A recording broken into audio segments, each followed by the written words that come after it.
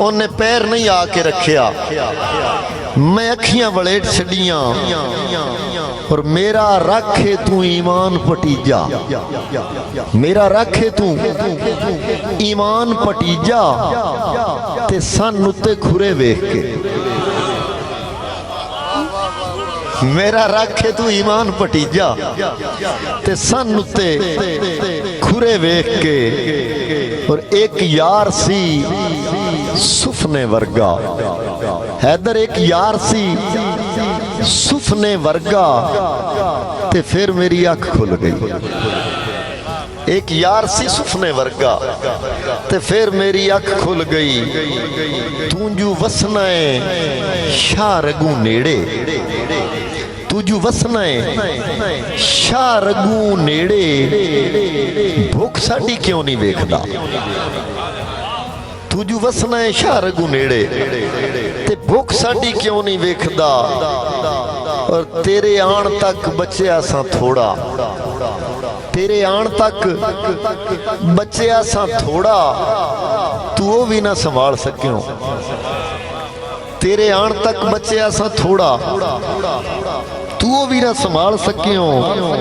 और तैनू तेरे जय रब शाला देवे, तैनू तेरे जय रब शाला देवे, तू मेरे जया लभदा फिरे। तैनू तेरे जय रब शाला देवे, तू मेरे जया लभदा फिरे। और हंजू लभदे फिरोगे मुल भर के, हंजू लभदे फिरोगे मुल भर के, जे अखी विचू रेत उड़ पई। हंजू लभदे फिरोगे मुल भर के, जे अखी विचू रेत उड़ पई, जे अखी विचू रेत उड़ पई। और एक बड़ी वखरी जी बोली गिल साहब देखा है कि अम्मा सांभ सांभ रख दिए धी नू, अम्मा सांभ सांभ रख दिए धी नू ते पुत्रा नू महंगा आखदी। अम्मा सांभ सांभ रख दिए धी नू ते पुत्रा नू महंगा आखदी, ते पुत्रा नू महंगा आखदी। और सह लवांगी मैं दाज दे मेहणे, सह लवांगी मैं दाज दे मेहणे, तू पगड़ी ना वेच बाबला।